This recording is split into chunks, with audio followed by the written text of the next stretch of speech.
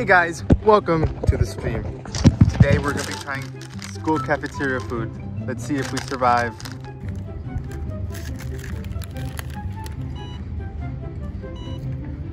That was pretty good.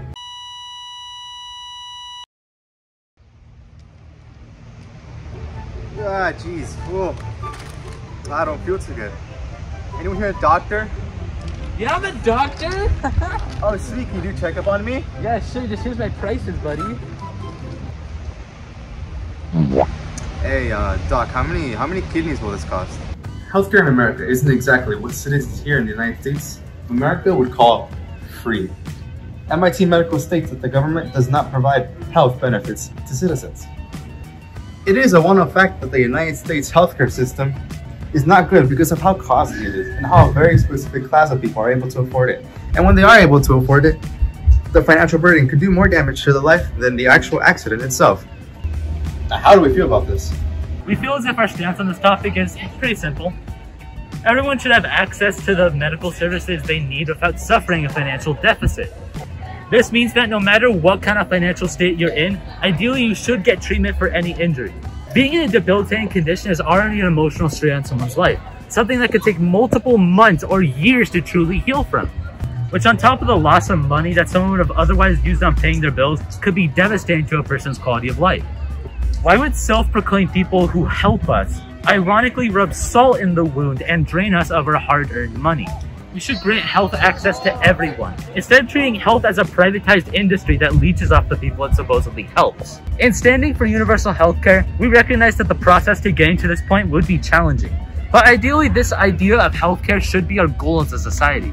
However, right now, it obviously isn't that way. So if you're 41% of adults in America suffering from $500 to $10,000 in medical debt, unfortunately, you're going to carry that weight.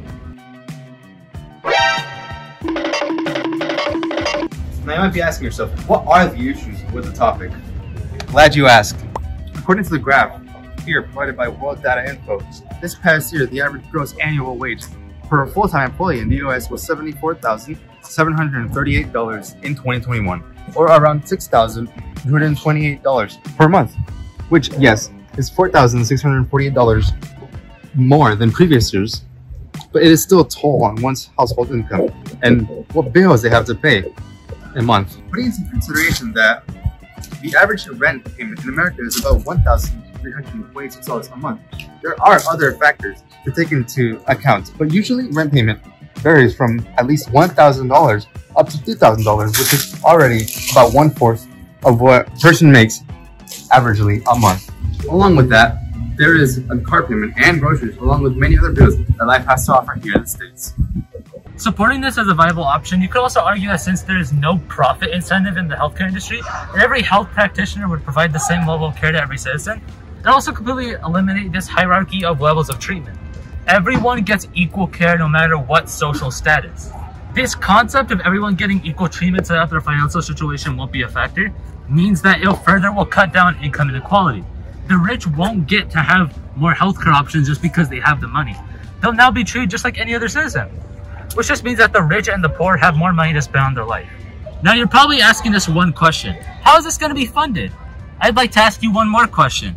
What do we pay our taxes for if not essential services? And I don't know about you, but I consider healthcare to be an integral service that I feel like most taxpayers wouldn't mind being funded more than it already is, especially if it means they won't have to go through hell and back paying for it themselves.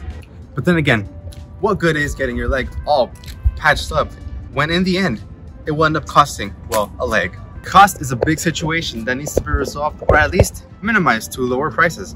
According to Harvard Health Publishing, when a patient needs proper care or a type of medicine, if they can't afford it, they will not be able to access it, which is an issue because there are many people that are not doing financially well. And when there is a majority of people that do not have the proper money to be able to pay for a service, then the service has to be lowered.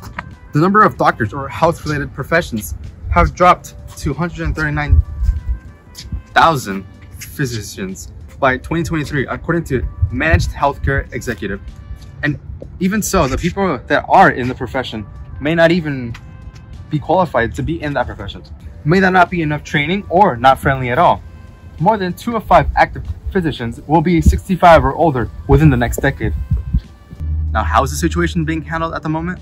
The current status in the states for the fight of universal health care is a positive one, with California being the first state to expand its Medicaid program to provide full benefits to anyone regardless of economic status by the end of 2023. It's a big step forward for California, but what about the entire country? It's great that California is getting a big change in healthcare, but one state isn't everyone. The whole point of universal healthcare is that it's all-encompassing. It's universal. At least in the US, we're one of the richest countries in the world, but are just barely in the process of valuing healthcare for all. So while the future of universal healthcare is looking bright in some areas, there's still much more area to grow. See you next time.